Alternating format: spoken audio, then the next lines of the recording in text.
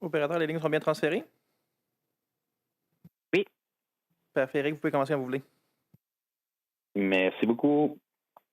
Hello, everyone. Bonjour à tous. Welcome and thank you for participating in today's technical briefing, which will provide an update on the COVID-19 vaccine rollout in Canada. Bienvenue au briefing technique aujourd'hui sur la distribution des vaccins contre la COVID-19 au Canada. Today we will hear remarks from Dr. Howard Njoo and Major-General Dany Fortin from the Public Health Agency of Canada. They will be accompanied by Joelle Paquette from Public Services and Procurement Canada to answer questions. Aujourd'hui, nous aurons les allocutions de Dr. Howard Njoo et du Major-Général Dany Fortin de l'Agence de la santé publique du Canada. Ils seront accompagnés par Joelle Paquette de Services publics et approvisionnement Canada pour répondre aux questions. Following the remarks, we will open the teleconference line for questions from the media. Suite à la présentation, nous répondrons à vos questions. If you wish to ask questions, please press *1 on your phone. Si vous désirez poser une question, appuyez sur étoile 1 dès maintenant. Procédons à la séance d'information technique. Let's begin today's technical briefing. Over to you, Dr. Njoo. Thank you very much, and merci, Eric. Hello, everyone, and thank you for joining us at today's technical briefing on Canada's COVID-19 vaccine rollout. I'm here with Major General Dany Fortin, Vice President of Operations and Logistics at the Public Health Agency of Canada. We will provide brief remarks and then open the floor to questions. To assist us in addressing your questions, we have with us Joelle Paquette from Public Services and Procurement Canada. To date, more than 7 million doses of COVID-19 vaccines have been administered in Canada. Among those people 80 years of age or over, 81% have received their first dose and 10% have received their second. And among those 70 to 79 years of age, 53% have received their first dose and 2% have received their second. Yesterday, the National Advisory Committee on Immunization, or NACI, outlined evidence that reinforces their recommendation to extend the time between the first and second dose up to 4 months. Once all eligible populations have been offered their first doses, second doses should then be offered as soon as possible. The rationale for NACI's latest update is that extending vaccine dose intervals will optimize vaccine rollout and allow many more people to gain protection by receiving their first dose of an effective COVID-19 vaccine sooner. Although the vast majority of people in this country were unaware of NACI until only a few months ago, the committee has a long history of providing trusted advice in Canada for more than 50 years. Members of the committee are experts in infectious disease, medicine, public health, epidemiology, immunology, anthropology, and health economics who provide advice on vaccines to ensure the best guidance for the Canadian population. It is important to point out that these experts volunteer their time and expertise to be part of this advisory committee. NACI and Health Canada perform important yet distinct roles. As the regulator, Health Canada authorizes vaccines based on evidence obtained from clinical trials and post-market surveillance. It does not make recommendations on how the vaccine should be used for the best possible public health impact. While NACI reviews the same clinical trial data as Health Canada, it also carefully considers all available evidence about how well the COVID-19 vaccines are working in the real world and applies a public health perspective considering the burden of illness in Canada. Beyond the vaccine characteristics, NACI also reviews mathematical modeling, assesses vaccine supply, and takes into account the programmatic realities of equity, feasibility, and acceptability. NACI is focused on the public health perspective to promote the best outcomes for the greatest number of Canadians as quickly as possible in this pandemic context.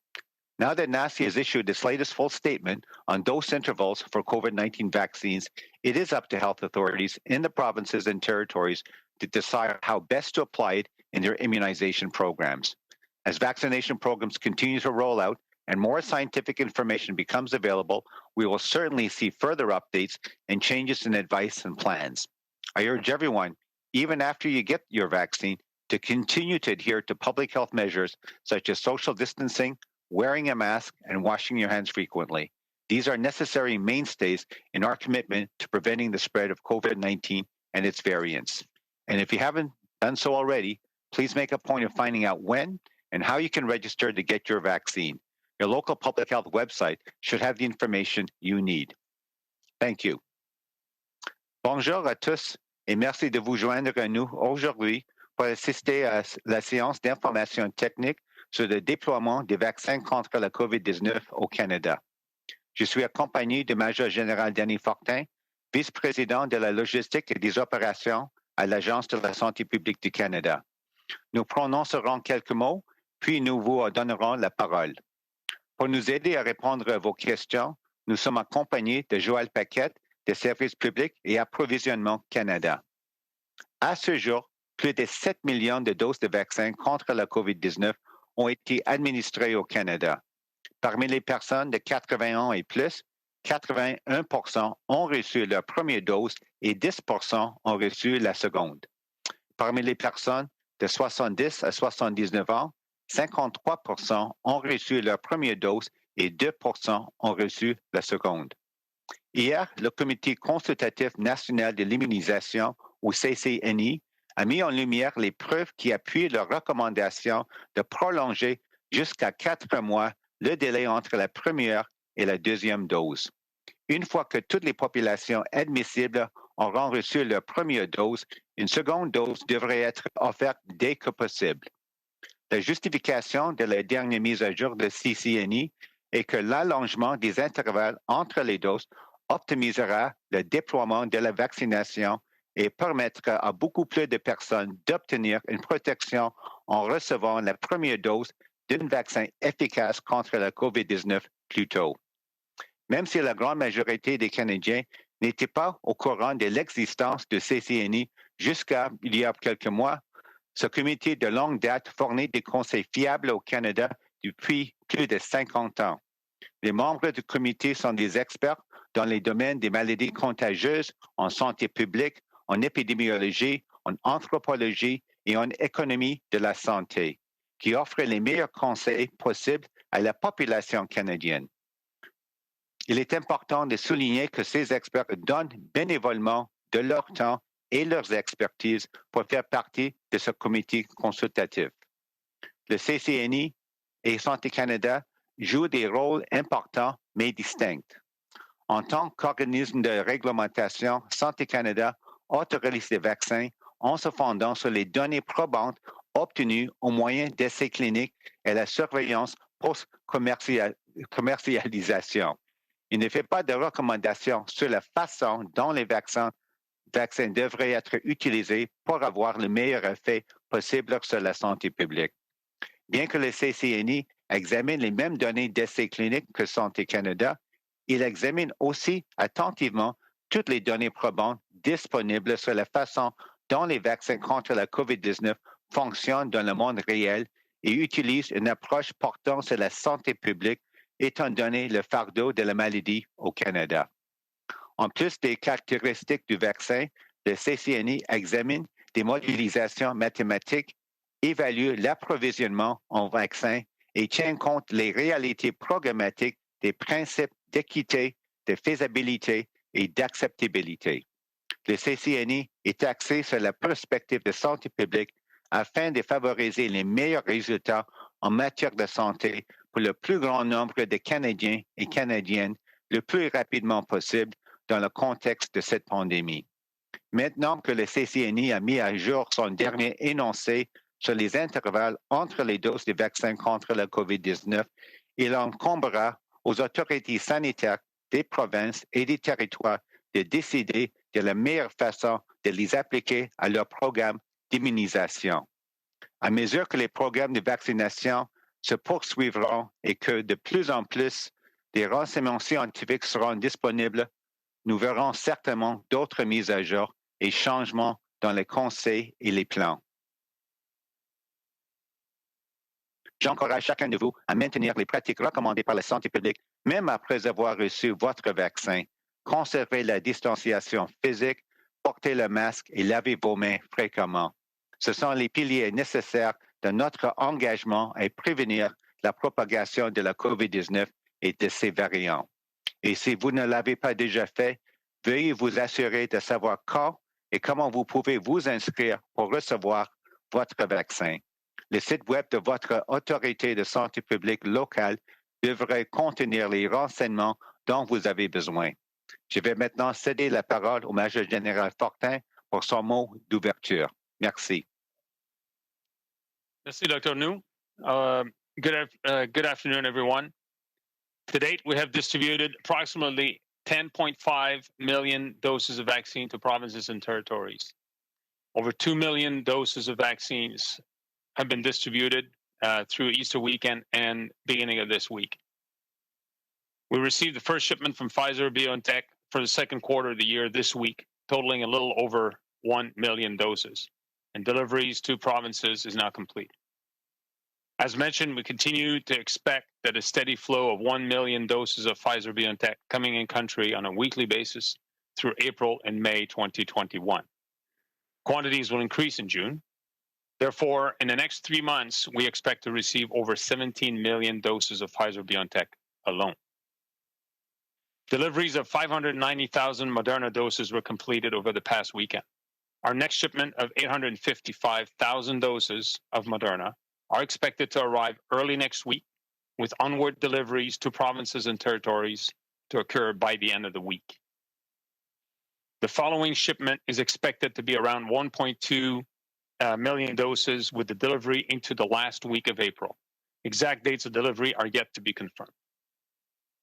For AstraZeneca, 1.4 million doses from the facility in the United States were delivered last Saturday to provinces. The remaining doses are being delivered this week for a total of 1.5 million. The Covert shipment of approximately 317,000 doses of AstraZeneca arrived this morning in Canada. Distribution across the country has started already this morning and is expected to be completed by tomorrow. This is the first shipment from the COVAX facility, and we expect to receive 1.9 million doses from COVAX in this quarter. I want to take a minute to go over supply chains. The distribution of COVID-19 vaccines into and across Canada is an unprecedented operation in scope and complexity. The first step in the process remains the confirmation of the quantity of doses that have been allocated by a manufacturer to Canada and an anticipated release date, assuming the doses pass all quality control steps. From this initial notification to the confirmation of allocations with the provinces and territories, and the ordering process, all while ensuring adherence to cold chain requirements, it can take between a total of 7 and 10 days for the vaccine to arrive in Canada and to be distributed to provinces and territories. Delivery time to provinces and territories' designated vaccine distribution site may vary depending on the location. The further from the central hub and the more isolated or rural a region is, the longer the delivery time could be.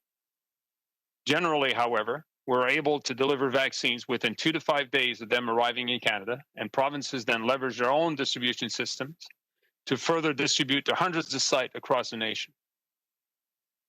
With over 10 million doses delivered by Easter weekend, we have exceeded our initial objective in the first quarter of this year. This is possible thanks to the hard work of all our colleagues at the federal and provincial and territorial governments, but also of all the healthcare professionals throughout the country. Our distribution tempo will keep on increasing, with around 15 million cumulative doses expected by the end of the month, encompassing Pfizer-BioNTech, Moderna, and AstraZeneca vaccines. Bonjour à tous et à toutes. À ce jour, nous avons distribué environ 10,5 millions de doses de vaccins aux provinces et aux territoires. Plus de 2 millions de vaccins ont été distribués pendant la fin de semaine de Pâques et en début de semaine. Nous avons reçu le premier envoi de Pfizer-BioNTech pour le deuxième trimestre de l'année cette semaine, pour un total d'un peu plus de 1 million de doses. Les livraisons aux provinces sont maintenant terminées. Comme nous l'avons mentionné, nous continuons de nous attendre à ce que 1 million de doses de Pfizer-BioNTech arrivent au pays chaque semaine en avril et en mai 2021. Les quantités augmenteront en juin. Par conséquent, au cours des 3 prochains mois, nous nous attendons à recevoir plus de 17 millions de doses de Pfizer-BioNTech seulement. Les livraisons de 590 000 doses du vaccin Moderna ont été effectuées au cours de la dernière fin de semaine. Notre prochaine livraison de 855 000 doses du vaccin Moderna devrait arriver en début de semaine prochaine.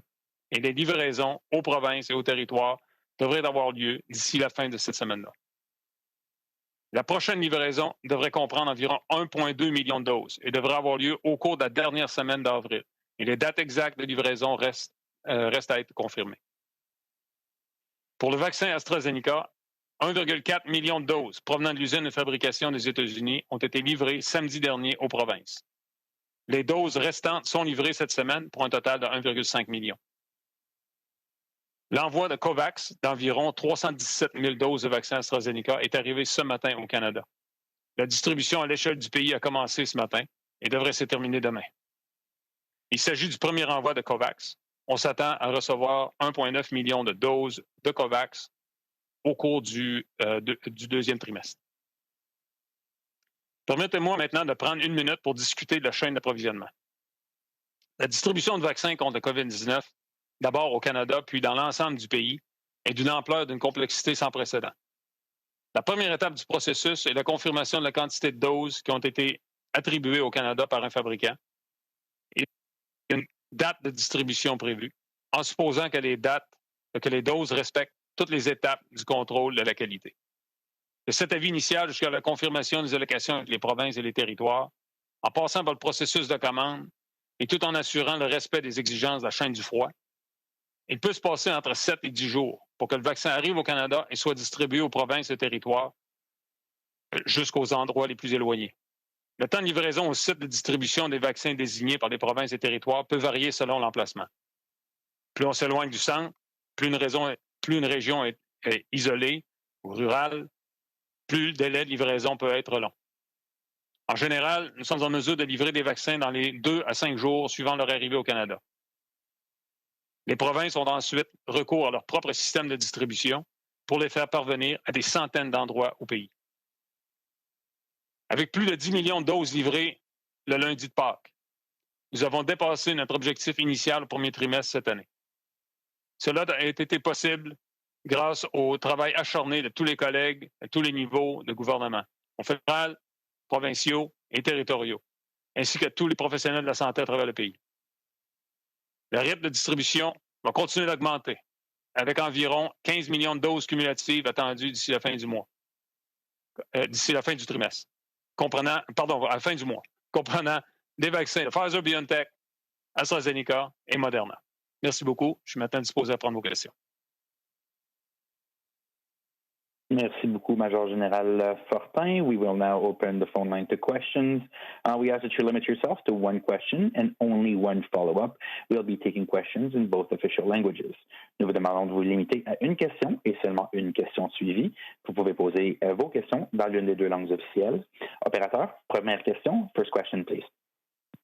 Thank you, merci. Please press star 1 at this time for any questions. S'il vous plaît, appuyez sur étoile 1 maintenant pour poser une question. And our first question, la prochaine question est de Philippe Vincent Foisy de Radio-Canada. Please go ahead. La parole est à vous.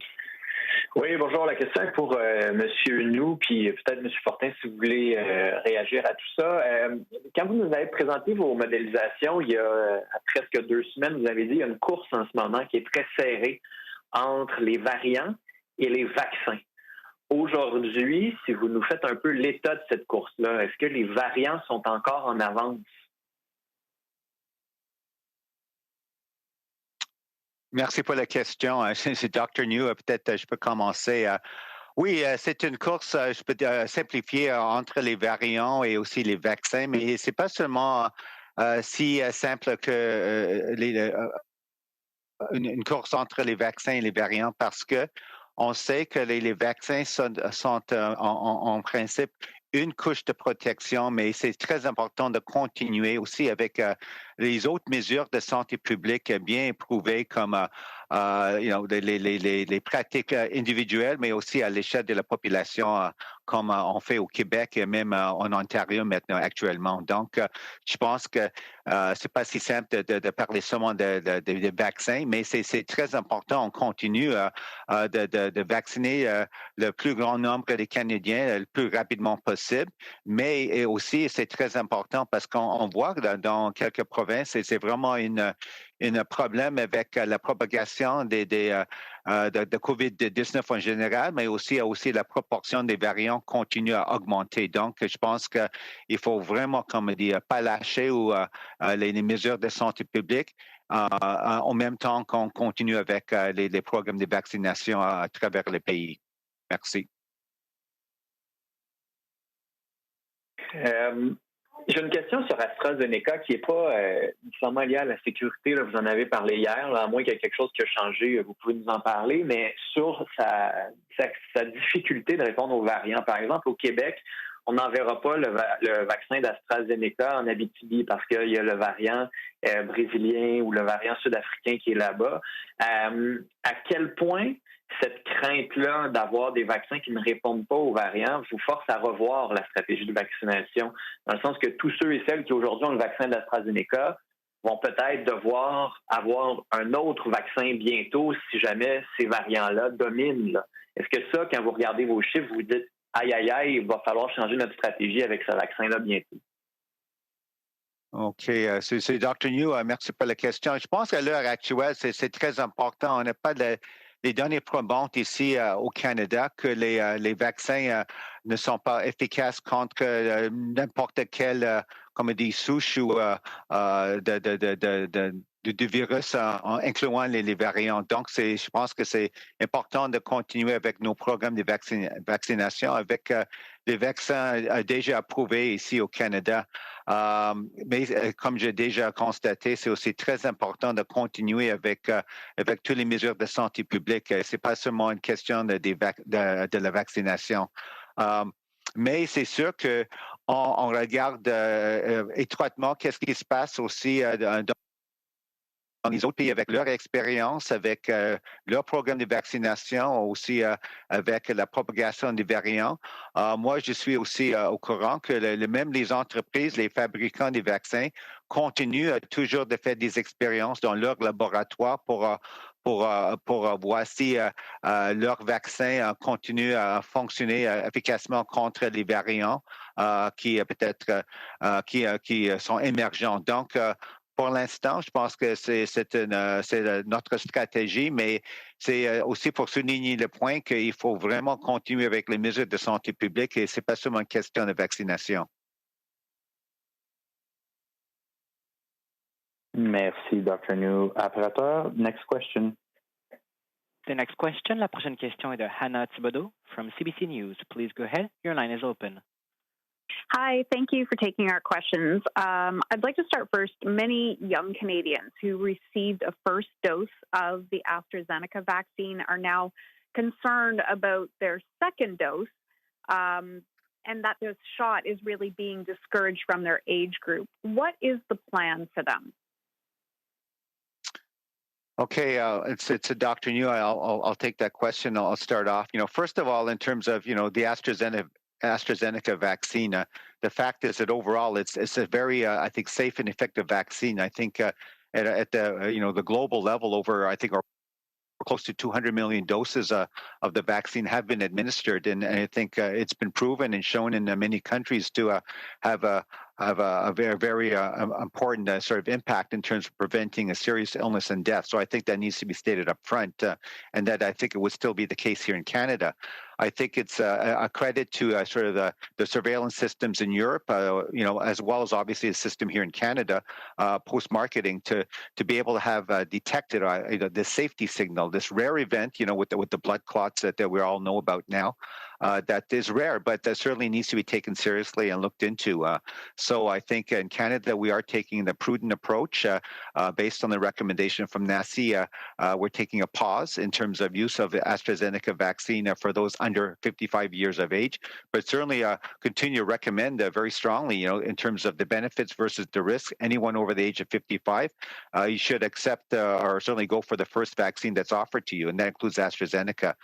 For the younger ones, I think we'll let it play out in terms of the due diligence. I know that Health Canada, as a regulator, has been in very close contact and communicating and with their European counterparts. They actually participated in a meeting of the European Medicines Agency, and so are well aware of the data and the evidence that was put forward in terms of what's happening in Europe.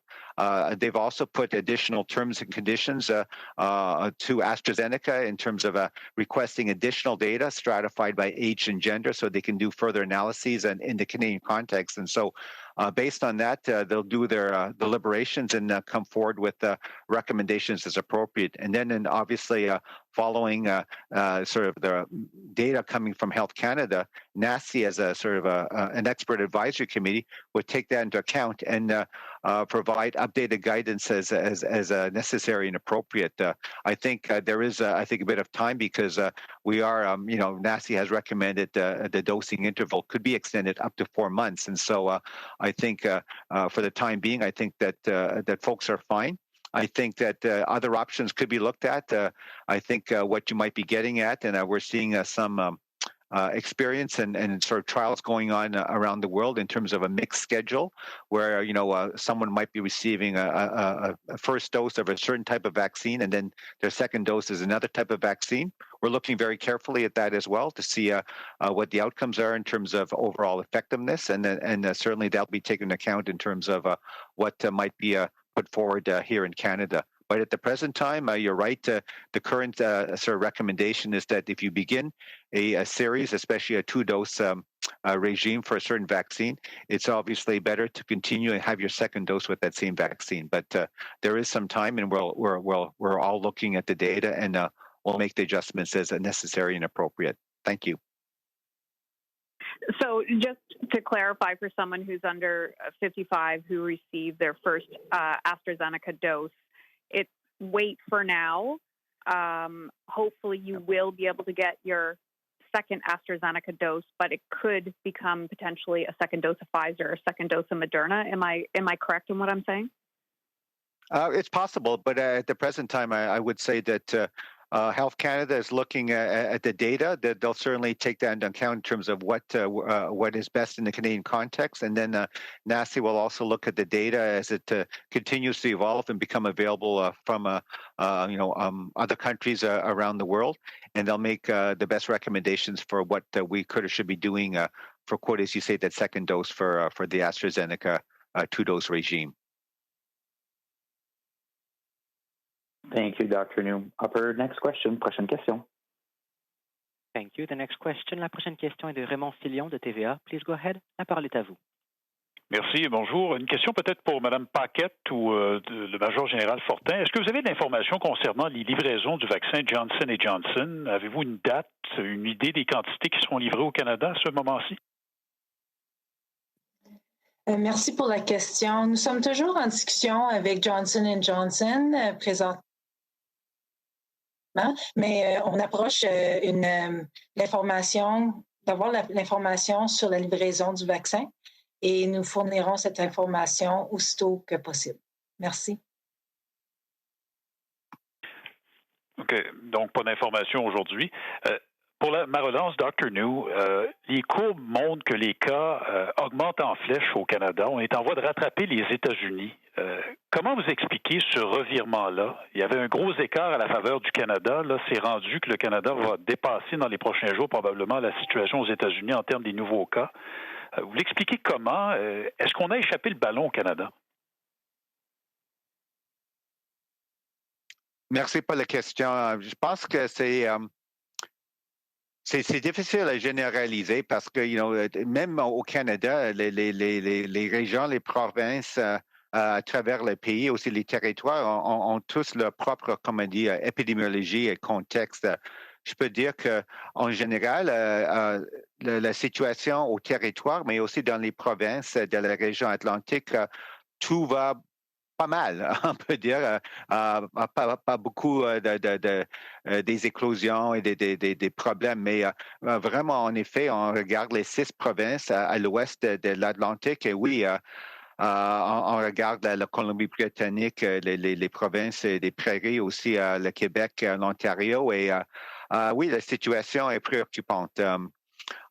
C'est vraiment quelque chose à suivre. C'est difficile parce qu'il y a toujours des facteurs peut-être un peu uniques dans chaque province et territoire, mais d'après moi, il y a 3 facteurs importants. Premièrement, c'est toujours une question. On sait qu'est-ce qu'il faut faire si on parle des mesures de santé publique. Il faut continuer, il ne faut pas lâcher assouplir les mesures de santé publique à l'échelle de la population, selon les autorités. On voit qu'est-ce qui se passe maintenant à l'heure actuelle en Ontario et aussi au Québec. Aussi, c'est aussi souligner le point que c'est aussi une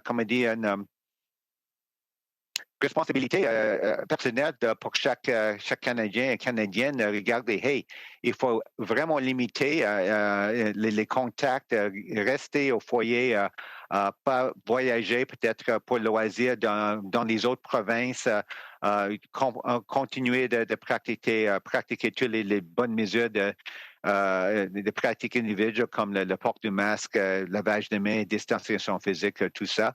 Et si on vous offre un vaccin, c'est très important d'accepter n'importe quel vaccin approuvé est offert. Je pense qu'avec les trois facteurs, on va bien, comme dire, répondre à la propagation, on peut dire l'enjeu de COVID-19 ici au Canada.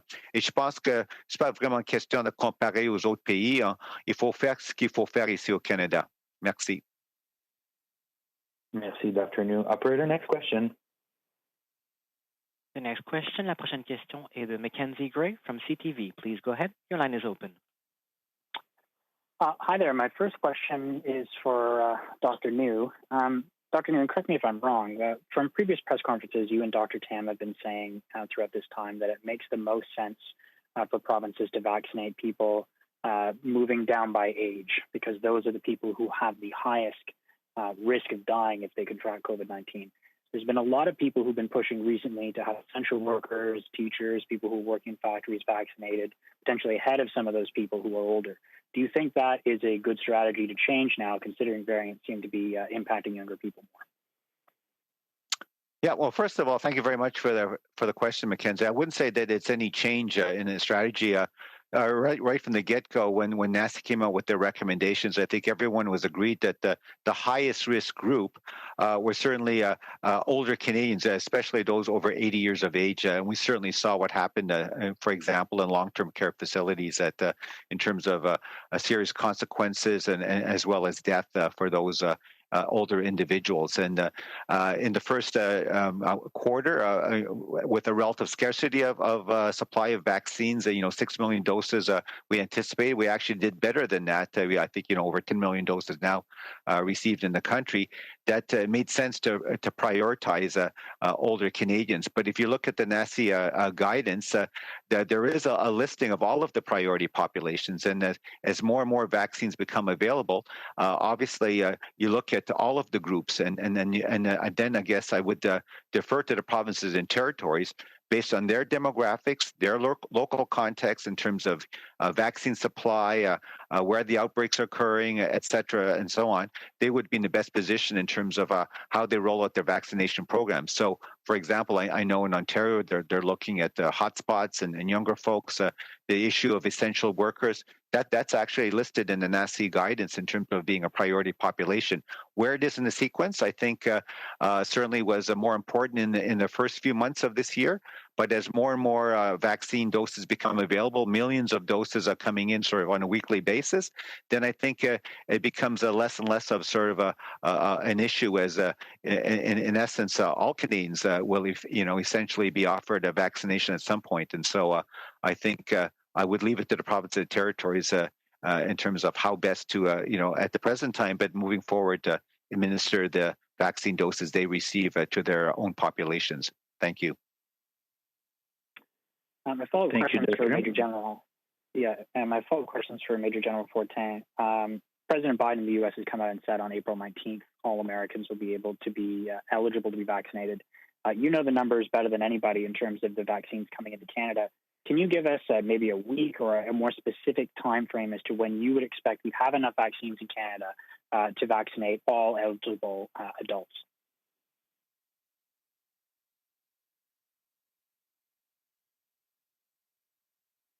Yeah, thank you for the question. I think the projections that we have shared to date are very positive, and it would lead one to believe that if those deliveries occur as planned, without any delay or significant delay, provinces and territories will be in a position to vaccinate all Canadians that are we're expecting to vaccinate the adult population in time for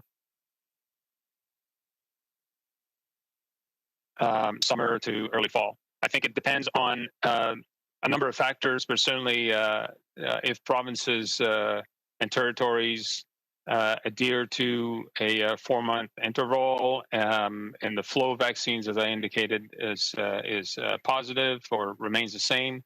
The demand for vaccines from Canadians remains high, then I can't see why we wouldn't be able to accelerate that. But I'd be speculating about a specific date. Thank you, Major-General Fortin. Operator, next question. Prochaine question. Thank you. The next question. La prochaine question est de Hélène Buzetti des groupes de l'information. Please go ahead. La parole est à vous.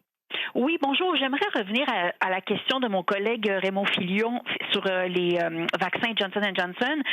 Vous dites que vous êtes encore en discussion, mais j'aimerais comprendre qu'est-ce qui prend autant de temps. Ça fait quand même un petit peu plus d'1 mois que ce vaccin a été approuvé au Canada. Qu'est-ce qui accroche en ce moment? Merci. Ce n'est pas que quelque chose accroche. On a des livraisons qui arrivent d'ici la fin du mois et nous finalisons le calendrier de livraison avec la compagnie. Merci. OK, donc vous dites qu'il y en aura d'ici la fin du mois d'avril. S'il vous plaît, confirmez ça. Mais je vous poserai la même question pour ce qui est de AstraZeneca. On reçoit les doses données par les États-Unis, on reçoit les doses de COVAX, mais pour les 20 millions de doses promises pour le 2e et le 3e trimestre, comment se fait-il qu'on n'a toujours pas aussi de calendrier de livraison? Merci. Merci. Et oui, on s'attend à avoir une livraison d'ici la fin avril de Johnson & Johnson et nous allons fournir l'information lorsque nous l'aurons en main. En ce qui concerne AstraZeneca, comme vous dites, on a reçu 1,5 million des États-Unis qui fait partie du 20 millions de leur entente avec nous. Et comme mentionné par la ministre Annan, nous devrions recevoir 1 million au mois de juin et nous travaillons présentement avec AstraZeneca pour le calendrier de livraison du mois de juin. Merci. Merci beaucoup. Opérateur, prochaine question. Next question. Thank you. The next question. La prochaine question est de Tonda McCharles from the Toronto Star. Please go ahead. Your line is open. Hi. Good morning. Last week, Major General Fortin, you talked about AstraZeneca's take-up and that a certain portion of the first 500,000 had been administered. Can you give us an update on the AstraZeneca take-up in Canada and how the recommendation to suspend for those under 55 has changed the timing of your expectations that when the Canadian population would be covered?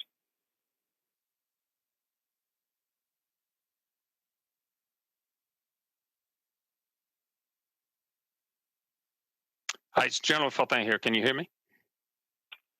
Yes, we can. Sorry, so I missed part of the question. I had some technical challenges, as you can see here. So I heard part of your question. I'm sorry, Tondra. Could you repeat that? Yeah, sure. So my first part was last week you told us about a certain portion, the majority of the AstraZeneca vaccines that have been distributed to provinces had been administered. And so a week in now, I'd just like to understand what the latest numbers are on that, on the AstraZeneca uptake, and how the recommendation to suspend it for below 55 years has changed your expectations for the timing of the coverage plans. Yeah. Does that make sense?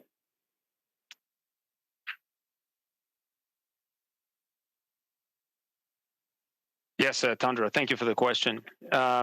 We have, at this point, we have just about 480,000 doses administered of AstraZeneca that came from the Covishield allocation a few weeks back. And those remaining are all, or still have, or or we're still within the expiration date, so they don't expire for several weeks. Of the new allocation of 1.5 million, the distribution is still underway. We'll finish this week, but the vast majority were distributed, as you pointed out. 1.4 million out of 1.5 were distributed last Thursday, just prior to weekend starting. So what I would suspect is the provinces are adjusting their plans, and they are delivering those in through different modalities. I know of provinces, for instance, that are leveraging their pharmacies more than others, specifically about AstraZeneca. So that's still unfolding. It's a little early to judge right now. Whether or not we're immunizing fast enough, or if there are any hiccups with the administration of those vaccines.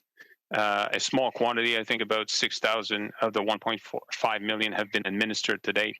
So I anticipate that to pick up quite rapidly over the next several days and week. I think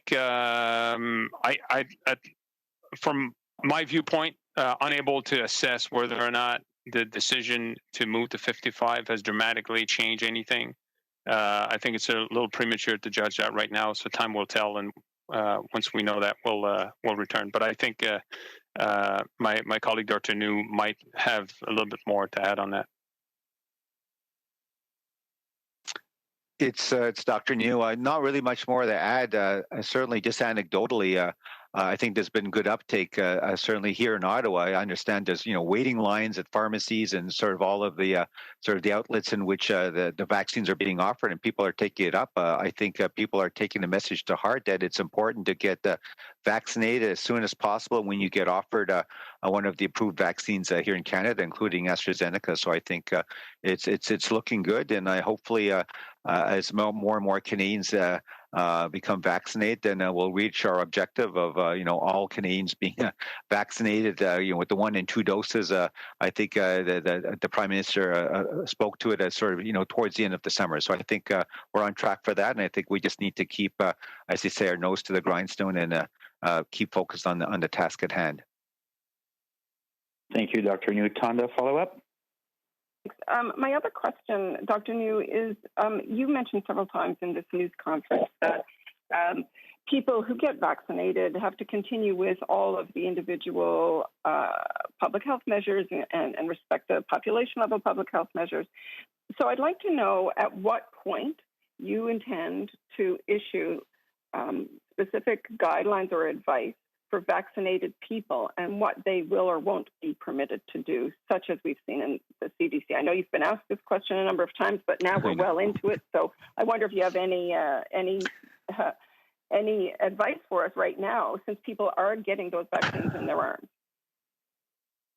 Okay. Did you have half an hour or so? No, I'm kidding. But yeah, I'll take it. I'll be honest. Sure. It is. Fill your boots. No, it is a complex issue, and I would say that. First of all, there's a lot of aspects in terms of just how effective the vaccine is and so on. So I'll hit a couple of points. First of all, in Canada, we're doing sort of 1 dose to everyone to give them a certain high level of protection, and then we're going to aim for the 2nd dose. So I think most people would understand that certainly with the 1 dose, it gives you a good level of protection. But I think, in Canada, I think we have more of I would call it a sort of a community or collective sort of approach to vaccination. So by having the 1 dose, you give yourself a certain level of protection, but you're also, in many ways, helping to protect not just yourself, but your family, your friends, but also even, let's say, people you don't know in your local community, because it also helps to diminish or decrease what I call local or community transmission. So that's an important point to make. Once you get 2 doses, you will have the maximal protection that you would get from the vaccine. But even then, here's the interesting point. Let's say, just for the sake of a number, a vaccine, and we know no vaccine is 100% effective. So let's say you have a vaccine, 2 doses, you have a 90% effectiveness. I think on an individual level, that's great. You can go around, wow, I protected, 90% protection. That's great. But if you look at a population level, think about it. That means that you have 100 people vaccinated. For every 100 people vaccinated, 90 actually will have the protection of the vaccine. But unfortunately, there would be 10 people that even though they're vaccinated and thinking that they're protected, actually the vaccine wouldn't work for them, and they would still be susceptible to getting COVID-19, and then if they got it, getting sick and transmitting to others. So that's the reason why we still talk about the fact that, hey, even if you get vaccinated 1 or 2 doses, it's not free for all in terms of you can do what you want, because there's still that possibility that you aren't protected individually at a population level, and you could transmit it or get infected yourself. So that's one point. The other part also is that even in terms of the vaccine itself, the other characteristics we're still learning about.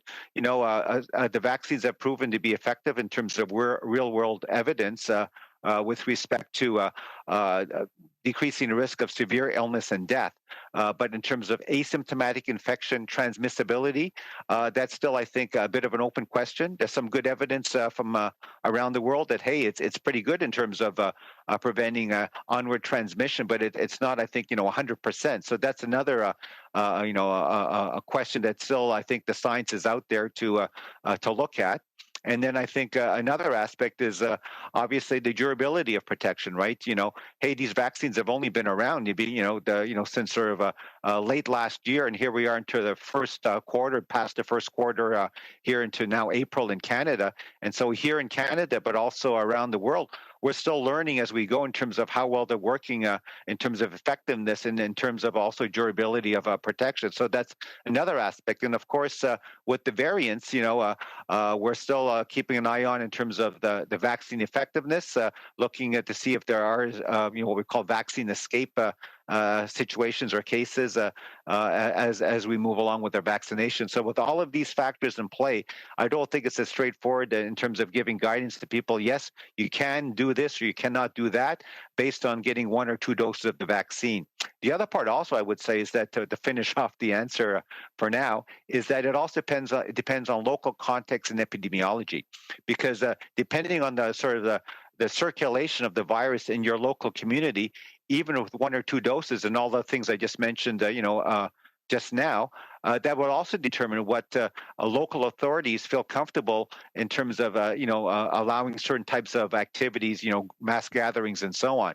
So I would say, just for the sake of an example, who knows now or maybe a few months down the road, if you've received 2 doses in Charlottetown, PEI, the situation based on the epidemiology, you may be allowed to do more things in that environment and situation compared to, let's say, having received 2 doses in downtown Toronto. So that just gives you a simple example that it's not straightforward, and you can't have a one-size-fits-all approach in terms of guidance in terms of what Canadians can or cannot do having received 1 or 2 doses of the vaccine. Hopefully that answers part of your question, at least. Thank you, Dr. Njoo. Operator, prochaine question, next question. Thank you. The next question, la prochaine question est de Mia Rabson from the Canadian Press. Please go ahead. Your line is open. Hi. I'm wondering if you can update us on whether or not you had any reports of blood clots in Canada from AstraZeneca or any of the other vaccines, and if you have any kind of expanded monitoring of people who got the AstraZeneca vaccine to try and catch any of these cases. It's Dr. Njoo, so I can take that question. As I mentioned, I think at the beginning or even at previous press conferences, I think Canadians should be, sort of at ease or comfortable with the fact we have a very robust, what we call post-marketing surveillance system here in Canada, in which, there's 2 parts of it in terms of the manufacturers are also required to report to Health Canada any reports they have or information with respect to adverse events, and then through, quote, the public health system of reporting that the Public Health Agency of Canada has sort of in place with the provinces and territories. We also receive reports. I think to date, there's been a little over, I think, 3,000 events reported to us. And as I've mentioned before, these events are any event that happens, quote, following vaccination. but not necessarily because it's any sort of causal association. We know that there's a lot of what we call background rates for all sorts of health events that would have happened anyway. And just because we're now vaccinating millions of Canadians, it's to be expected that some of these events might happen temporarily, as we say, after vaccination, but not as a result of the vaccine administration itself. But obviously, we take every event seriously. There's certainly, based on criteria, investigations and so forth to look at it. I think there's been about 400 or so serious events like severe allergic reactions that have been looked into. But to get to sort of the final answer for you, in terms of the rare sort of thromboembolic event that's been reported in Europe, here in Canada to date, no, we have not had any of those events reported officially to us at the national level. Of course, there are other types of what we would call thrombotic events. And so maybe that's something that might not be clear. Other simple blood clots in the legs and so on that happen maybe, as I said, either just in terms of a background rate or maybe temporarily after vaccines. Those are also looked into and investigated, but certainly no safety signals, I'd say, overall have been reported to date to us here at the national level. Thank you. Follow-up, Mia? Yeah, and I just have a couple of questions about the numbers and on the slides and information you handed out today. So on the one slide, it looks like we're expecting about 5.3 million doses in April, which seems to be less than we got in March. And I'm just wondering if you can confirm that that's true and what impact that getting less in April may actually have. And also, Moderna's doses, my understanding, they were supposed to arrive this week, and now you're saying they're going to arrive next week. So is there another delay on getting Moderna's doses because of the quality assurance program or other reasons?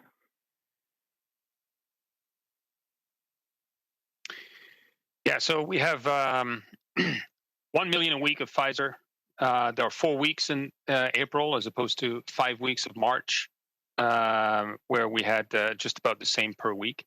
So 4 weeks, so 4 million right there. We expect to receive 855 plus the 300 we just received this morning of COVAX, AstraZeneca. So that's 5.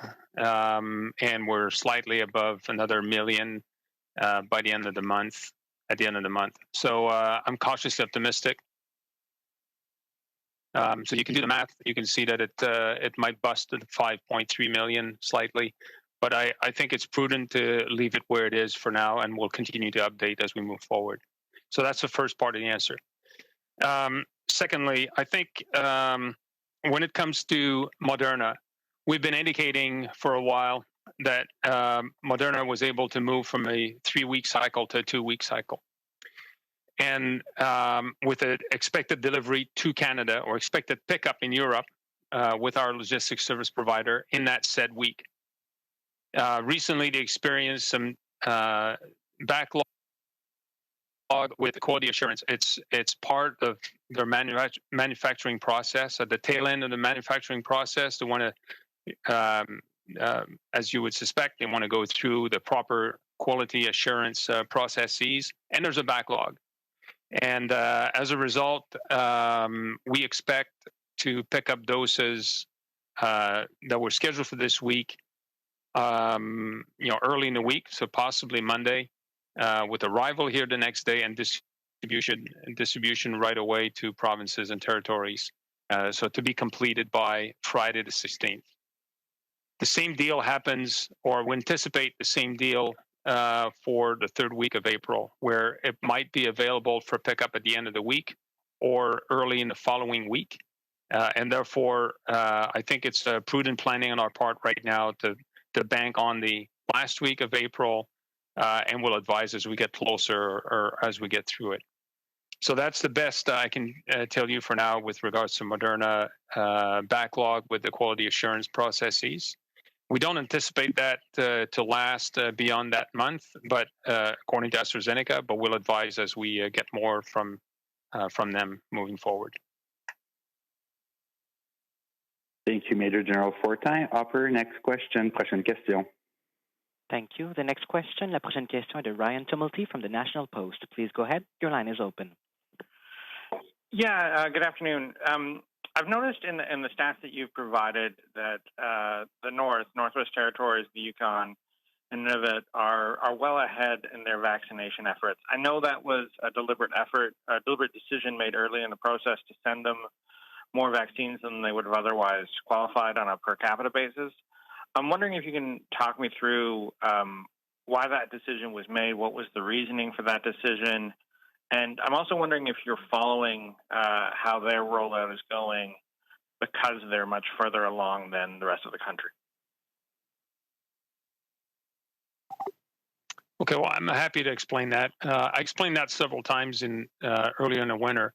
And you'll recall we discussed at the time that we're into an unprecedented activity distributing vaccines across the nation with the population density that we have in winter in remote locations, and in particular, there are additional variables at play in the territories, variables that they have to contend with that others don't have.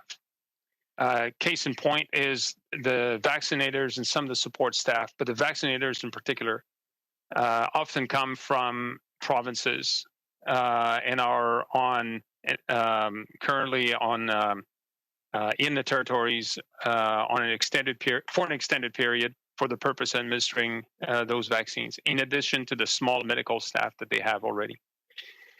The second important point is remote and indigenous and isolated locations throughout the country, territories included, have challenges with access to healthcare that make it even harder for those populations to get access in a timely manner, given the volume that of people that could potentially get COVID.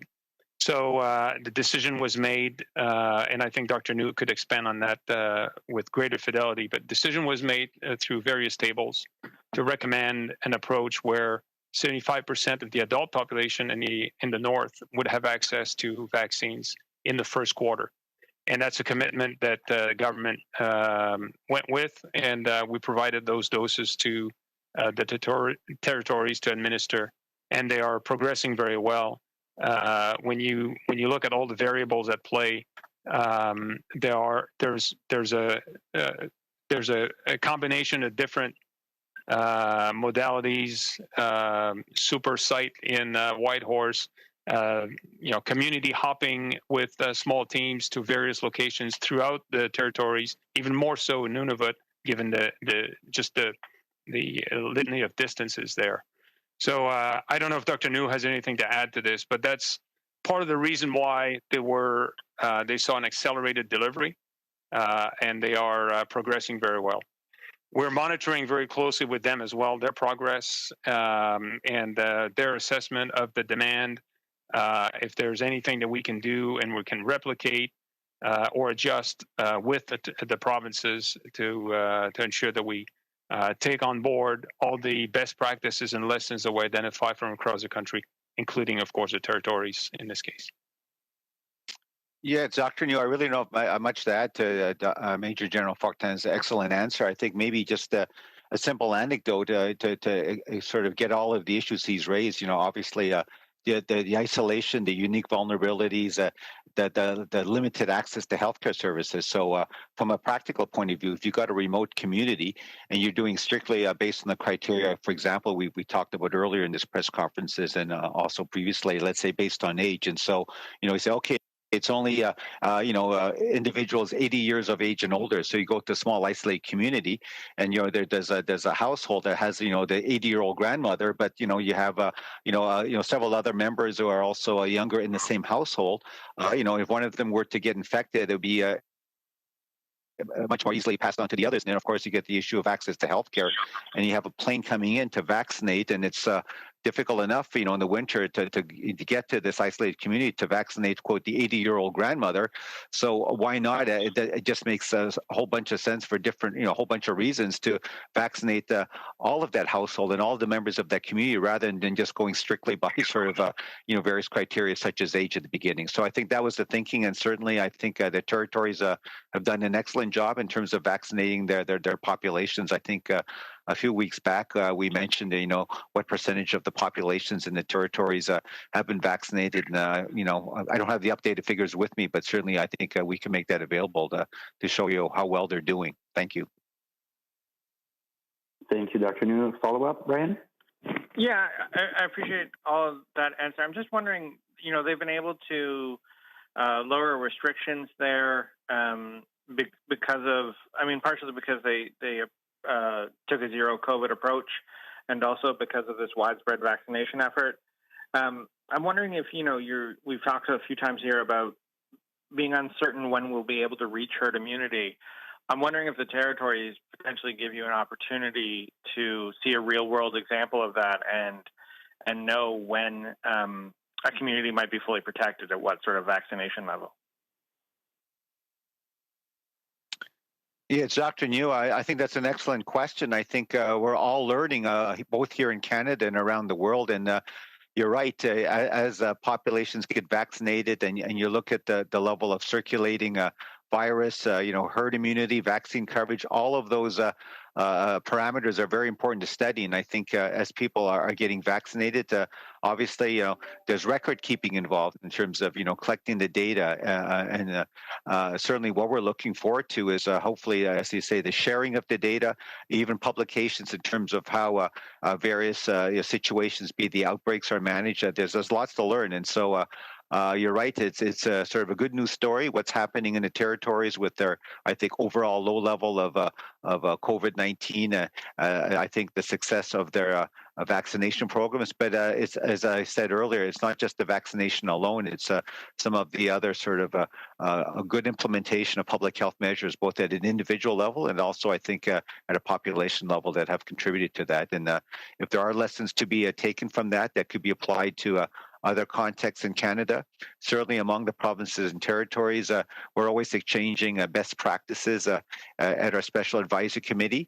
Some things, obviously, I think might be transferable or sort of applied, more generally from jurisdiction to jurisdictions. Others, I think, to be quite honest, I think are unique to the context of the territory. So, what might work in Whitehorse might not necessarily apply to, let's say, again, using the example of downtown Toronto with its greater population density, et cetera. So I think there's still lots we can learn and should learn. And I think as we go on, I think the goal of vaccinating all Canadians as soon as possible, who are eligible, I think is what we're all still focused on. Thank you, Dr. Njoo. We have time for one last question. Dernière question, s'il vous plaît, opérateur. The next question, la prochaine question est de David Aiken from Global News. Please go ahead. Your line is open. Thanks very much, guys. Question for Major Fortin. There's a lot of back and forth in various provincial jurisdictions that, provinces have so many doses in the freezer. If I look back sort of historically over total doses received by Canada, and compare that to total vaccines distributed, on any given day, there's between 20 and 25% in a freezer. In other words, it seems provinces are keeping a buffer, and that's since the beginning of January. So I wonder if you could just explain, is that normal that there would be essentially a buffer that provinces would manage? And then the corollaries in the last couple of weeks, that buffer has increased a little bit, and on Monday it peaked at 35%. 35% of total vaccines distributed were still in freezers, and we haven't been at that ratio since January. So could you speak, Major Fortin, I know it's going to vary locally, but just generally about the concept of we're never going to have 100% of all the vaccines distributed in arms. There's always going to be some in a freezer. Does that make sense? It does. Thank you. That's a great question. So let me expand on that a little bit. I think provinces and territories do their very best to administer as rapidly and as effectively as possible vaccines to Canadians throughout the country. Full stop. Now, no one is holding on to vaccines in reserve in case of, except for local readjustments. What I would say is, and based on a lot of conversations at all levels that are, we maintain conversations, through the week, every week with provinces and territories. What we see is a real desire to ensure that they have a constant flow of vaccines to some of the rural and remote locations in their jurisdiction. And I know of a number of anecdotes where, because of delays in supplies or challenges with weather and so on and so forth, they had to shift doses from one community to another, only to shift right back the next day once they have received the vaccines they were supposed to receive. So there's a constant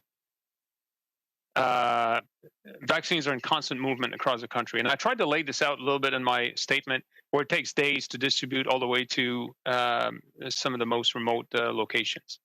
There's also deliberate plans to deliver late to some locations, as you need to line up the right resources to include the vaccinators. And in the cases of going from community to community, particularly in Northern Ontario or north of prairie provinces, you need to time this right. So that is also in play. We are working collaboratively very tightly with provinces and territories. Just in the last week plus alone, we distributed over 100 freezers in addition to what was already distributed. We distribute them as rapidly as they are produced and brought or delivered to us. So they are brought to the provinces and territories, and that gives them a range of options to expand even more their network. On Mondays, we have a very regular delivery schedule with Pfizer. And on Mondays, you will see a spike in numbers because the majority of that million that arrives every week gets, well, at least half of it gets, with the rest delivered on Tuesday and Wednesday. So it would be unfair to look at a particular point in time. We need to even it out and look at a longer range, and you see low points and averages throughout a jurisdiction to have a better sense of how they're doing. So I would close with this. We do everything we can, close coordination with provinces and territories, to ensure that we support them the best way we can, and they are doing their best and the very best to deliver through all the various locations in their jurisdiction. That last mile all the way to the point where Canadians get immunized is different from one jurisdiction to another. And they're doing a fantastic work immunizing as effectively as possible, given all the circumstances. Terrific. Thank you very much. And just quickly, a question for Dr. Njoo, and I'm going to move away from vaccines for a second and to, I guess, some of the therapeutics that we need to treat seriously ill patients in ICUs. We've heard some hospitals say, Dr. Njoo, that one of the vital drugs that's in short supply is a drug called, and I'm going to butcher the pronunciation, I'm sure here, tocilizumab. I hope that's kind of close to it.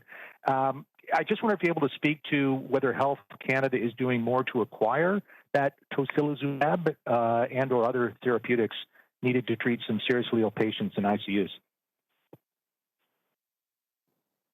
Yes, I think that the short answer to your question is yes. You know, certainly we're always looking at therapeutics as well. Vaccines are obviously, I think, a mainstay in terms of preventing illness in the first place. But for those who do fall ill with COVID-19, certainly therapeutics will be important. The mainstay, really, and I think it's still in plentiful supply, and is sort of, I think, sort of the main workhorse in terms of use in the therapeutic sense is dexamethasone, the steroid. But you're right, some of these other drugs are maybe in short supply, and certainly I would say that with all the parties involved, Health Canada, the Public Health Agency, looking at the clinical experts, we're looking at the ways to address that situation. Thank you. Thank you very much. That will conclude today's technical briefing. C'est ce qui m'a fait mon briefing technique d'aujourd'hui. Passez une belle journée. Have a good day. Thank you.